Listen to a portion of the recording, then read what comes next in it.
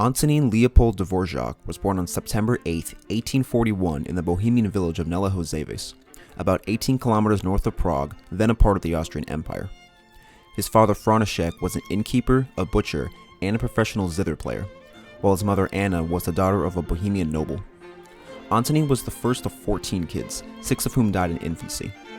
By the way, I just realized while writing the script, this is the third composer I've covered who had this exact number of siblings. That's a lot of kids, y'all. Anyway, Antonín's time in Nelohozeves nurtured in him a strong Catholic faith and love for his Bohemian heritage, both of which would strongly influence his music. He entered elementary school at age 6, where he learned the violin. He showed talent and skill from an early age, playing in a village band and at church. František was unsuccessful as an innkeeper and a butcher, but made a living as a musician and was pleased with Antonín's talents. Antonín went to the town of Slavonic at age 13 to live with his uncle. He wrote his first composition, Polka Pomnienka, sometime around 1855. Antonín began studying organ, piano, and violin under Antonín Lehmann. Lehmann would also teach him music theory and introduce him to the composers of the time. Despite his teacher's violent temper, Dvořák held Lehmann in high regard. At age 16, Lehmann and Dvořák's uncle urged František to let his son become a musician. František agreed on the condition that Antonín would work toward becoming an organist. Dvořák left for Prague in 1857, enrolling at the Prague Organ School. Some of his teachers included Josef Leopold Zvonarz for voice, František Blažek for theory, and Josef Forster for organ. He would also take German language classes and worked as a substitute violinist for multiple ensembles. Dvořák joined an orchestra in 1858 led by Karl Komzak, where he played viola and performed at restaurants and balls. After graduating from the organ school in 1859, ranking second in his class, Dvořák applied for a position as the organist of St. Henry's Church in Prague, but was rejected. Despite this rejection, he continued pursuing music. He wrote his first string quintet in 1861, as well as his first string quartet the following year. The professionalism of Komzak's orchestra attracted the attention of Jan Nepomuk Meyer, director of the Provisional Theatre in Prague, who engaged the orchestra in the Provisional Theatre's orchestra. Dvořák often couldn't afford concert tickets, and playing in Komzak's orchestra gave him the chance to hear music. He performed in a program dedicated to Richard Wagner in 1863, which Wagner conducted. According to English musicologist John Clapham in his 1979 biography of the composer, Dvořák had a, quote, unbounded admiration for Wagner since he was at the organ school. Clapham also said Dvořák had, quote, gone to the extremes in attempting to follow the example of Wagner. In 1864, Dvořák moved into an apartment in the Žižkov district of Prague, sharing rent with 5 other people. He made very little per month, having to give piano lessons to earn a living. Dvořák began writing symphonic works in the early 1860s, though he was self-critical about them and eventually burned some of them. A manuscript of a symphony written in 1865 is considered to be his first one. Other pieces written around this time include a second symphony and an early cello concerto. Dvořák's works didn't have any known premieres until 1870. He wrote his first opera Alfred that year, which he wrote in just 5 months. However, the overture premiered 35 years later, and the full opera wasn't staged until the late 1930s. In 1871, Dvořák left the Provisional Theatre to spend more time composing. The first time he was mentioned in the press was in June of 1871, and the first public premiere of his work was at the musical evenings of Czech pianist Jan Ludvík Procházka later that year. Dvořák then wrote his next opera, The King and the Charcoal Burner, which he offered to the Provisional Theatre for staging. Bedřich Smetana, who replaced Meyer as director back in 1866, returned the piece and said it was unplayable. Despite this, Smetana did premiere the overture to the opera in 1872. That same year, Dvořák wrote his first piano quintet. The premiere was organized by Procházka and was the first of Dvořák's works played in a concert. Dvořák also wrote his cantata The Airs of the White Mountain in 1872, which was premiered by the Hlahol Choral Society conducted by Dvořák's friend Karl Bendel. The piece was well received by both audiences and critics. Around this time, Dvořák fell in love with the actress Josefina Čermáková, writing a 40-minute song cycle for her. Unfortunately, Čermáková didn't reciprocate Dvořák's feelings and eventually married another man. Dvořák then married her younger sister Anna in 1873, yes, really, and the couple had 9 kids. I mean, that's not that freaky. Okay, alright. Dvořák eventually revised The King and the Charcoal Burner without using any material from the original, which premiered in 1874. That same year, he became the organist for St. Adalbert Parish in Prague. Dvořák was practically unknown as a composer outside of Prague. In 1874, he applied for the Austrian State Prize for composition. Swiss-American conductor Leon Botstein, who's in the Epstein Files by the way, said that the goal of the jury was to, quote, award financial support to talented composers in need. The jury received a large submission from Dvořák, including its third and fourth symphonies, both of which premiered in 1874, several overtures, and a song cycle. Dvořák won the prize, with Johannes Brahms, who was on the jury that year, being very impressed with Dvořák's music. Other pieces written around this time include his second string quintet, his fifth symphony, his first piano trio, and Serenade for Strings, all of which were written in 1875. Dvořák entered the Austrian State Prize the next 3 years, winning the ones in 1876 and 1877. He then resigned from his organist position. Dvořák's Symphonic Variations, written in 1877, was premiered by Procházka.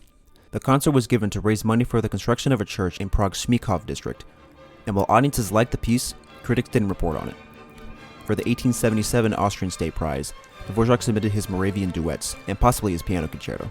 He received a personal letter from one of the jurors, Edward Hanslick, informing him that he'd won again. Hanslick also told Dvořák that he and Brahms were on the jury, which Dvořák didn't know, and offered to help him become more known outside of his native Bohemia. In response, Dvořák wrote his ninth string quartet in 1877, which was dedicated to Brahms. Hanslick and Brahms were impressed by Dvořák's Moravian duets, and Brahms recommended it to his publisher Zimrock. Zimrock commissioned Dvořák to write a piece similar to Brahms' Hungarian dances, which resulted in his Slavonic dances written in 1878. The piece became very successful very quickly. German music critic Louis Ehlert would say of the piece, quote, "A heavenly naturalness flows through this music." Dvořák wrote a string sextet in 1879, which was his first work premiered outside of Bohemia. His publisher showed the score to violinist Josef Joachim, who became a champion of Dvořák's music. Dvořák then wrote his violin concerto that same year, which, despite the dedication to Joachim, the violinist wasn't enthusiastic about the concerto. It eventually premiered in 1883 by František Ondřejček. Joachim was scheduled to play the concerto twice, but the arrangements fell through and Joachim never ended up performing Dvořák's concerto. Other pieces written around this time include his opera Dmitri and Legends for four hands. Conductor Hans Richter asked Dvořák to write his sixth symphony for the Vienna Philharmonic, which he intended to premiere in late 1880. However, Dvořák learned the members of the orchestra didn't want to play his music due to what Clapham calls, quote, anti-Czech feeling. The symphony was eventually premiered by the Spolek Philharmonie and became one of Dvořák's first orchestral works to draw international attention. Richter later premiered the piece in London. Dvořák also wrote a Stabat Mater in 1877, his first religious work. The London premiere in 1883 was very successful. Dvořák was invited to visit the UK the following year, with the London Philharmonic Society commissioning him to conduct in London. Dvořák then wrote a seventh symphony in 1885, with the composer conducting the premiere in St. James's Hall in London. He also conducted his oratorio The Scepter's Bride on another visit to the UK.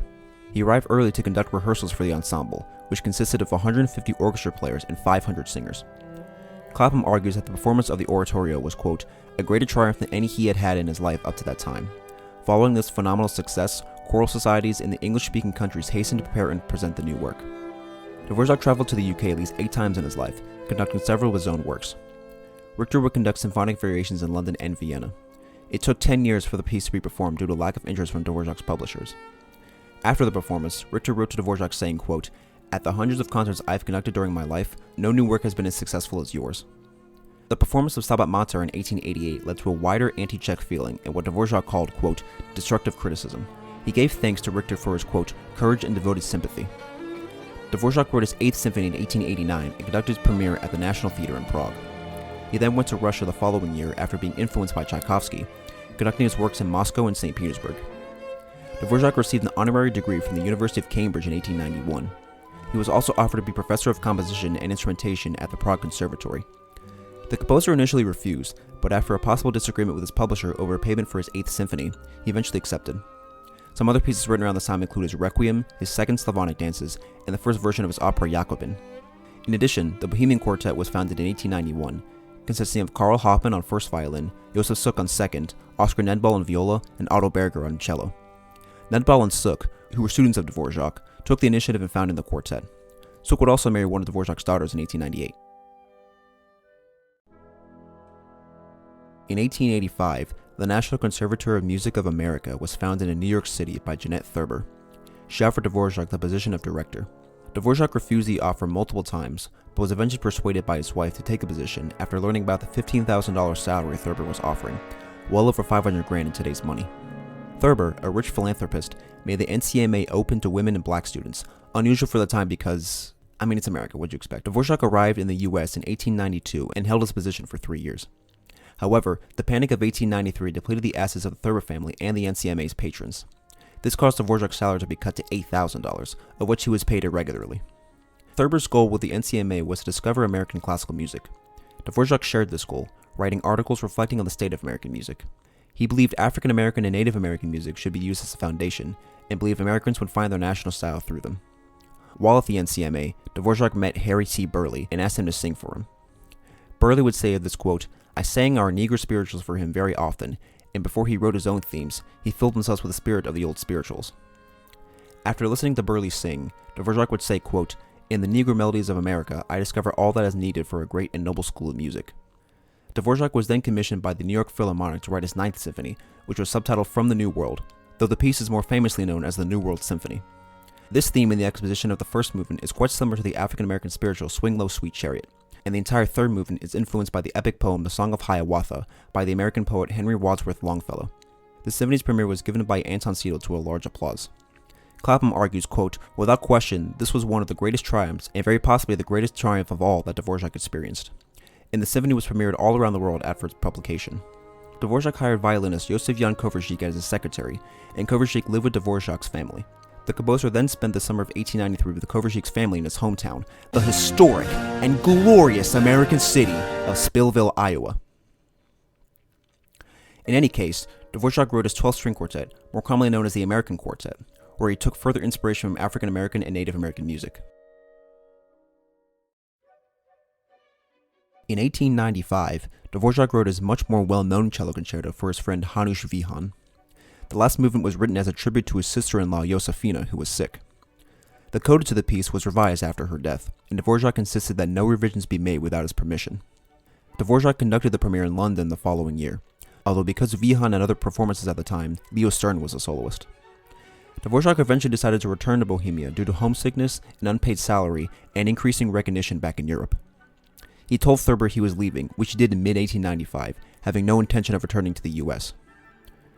After a performance of Dmitri at the Prague National Theatre, Dvořák went to his country home in the village of Vysoká, then returned to working at the Prague Conservatory in late 1895. He began shifting his focus to writing operas, tone poems, and chamber music. Between 1895 and 1903, he wrote 5 tone poems, 3 new operas, and his last 2 string quartets.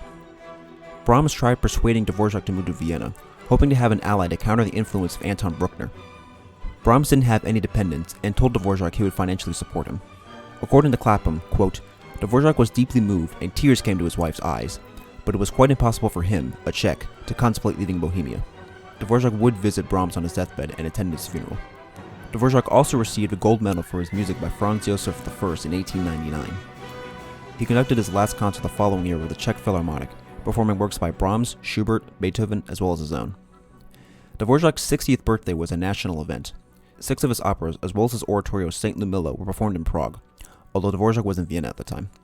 According to German musicologist Kurt Honolka, a postponed event occurred 2 months later, which was celebrated across Bohemia and Moravia. Franz Josef I would also appoint the composer as a member of the Austrian House of Lords in 1901, and Dvořák served as the director of the Prague Conservatory until his death. It was around this time when Dvořák's health began to decline. He had to leave early during rehearsal of his opera Armida. In 1904, the first Czech National Music Festival was held, with the program consisting almost entirely of Dvořák's music. Apparently, fellow Czech composer Leos Janáček, whom I've made a video on, was upset that his music wasn't performed at the festival. In any case, according to Michael Rayburn in Heritage in Music, the 19th Century Legacy, 16,000 singers gathered in Prague to sing St. Ludmilla, and thousands more celebrated the Ninth Symphony. Dvořák was unable to attend the festival due to his health, and he was eventually bedridden. On May 1st, 1904, Antonín Dvořák died of unknown circumstances. His funeral was held 4 days later, and he was buried in Vyšehrad Cemetery in Prague. Many of Dvořák's works were inspired by various Slavic traditional music. He also frequently used many Slavic dance forms, including Bohemian, Slovak, Polish, and Yugoslav dances. His major works reflected his heritage and love for his native land. Dvořák largely followed Smetana's nationalist style. Additionally, Clapham describes Dvořák's style as, quote, "the fullest recreation of a national idiom with that of the symphonic tradition, absorbing folk influences and finding effective ways of using them." As mentioned before, Dvořák admired Wagner's music since he was a teenager. He would call the German composer, quote, "so great a genius that he was capable of doing things that were beyond the reach of other composers." He also admired the works of Beethoven, Schubert, Mozart, and Bach. As for Dvořák's symphonies, the first 4 of which weren't published until after his death, they largely follow that of Schubert. According to American musicologist Richard Taruskin, Dvořák, quote, occasionally recycled themes to a degree which lent his work a tinge of secret programmaticism. A little personal anecdote, Dvořák 9 was the first full-length symphony I'd ever heard back in high school, and it was the piece that made me want to be a musician, so it's a pretty special piece for me. Anyway, one rather confusing aspect of Dvořák's music has to be how his works are categorized. Many of his works were given opus numbers, but they weren't always in order of when they were written or published. Dvořák's publisher Zimrock would often give his earlier works higher opus numbers. Additionally, Dvořák himself would sometimes give his newer works lower opus numbers so he could sell them outside of his contract obligations. For example, Dvořák's Czech Suite, written in 1879, was published by Schlesinger as opus 39 instead of 52. This resulted in some of his works being given the same opus number, and other works were given as many as 3 different opus numbers. In 1960, Czech composer and musicologist Jarmil Berghauser chronologically cataloged Dvořák's works, which includes works that weren't given any opus number whatsoever. Today, scholars prefer to use Berghauser's system, although opus numbers are still more commonly used in performance programs. Dvořák's legacy has been firmly cemented across the Czech Republic, arguably having become the country's most well-known composer. The Antonín Dvořák Museum was established in 1932, containing manuscripts, correspondences, and a significant collection of his score archive and library. 2 films were made about Dvořák's life in 1980 and 2012, and the Dvořák Prague International Music Festival has been held annually since 2008. He also has a park in Chicago, an asteroid, and even a crater on Mercury named after him. Taruskin called Dvořák, quote, arguably the most versatile composer of his time. Other interesting facts about Dvořák include him having a lifelong passion for trains since childhood, and American astronaut Neil Armstrong took a recording of the Ninth Symphony with him on the Apollo 11 mission to the moon.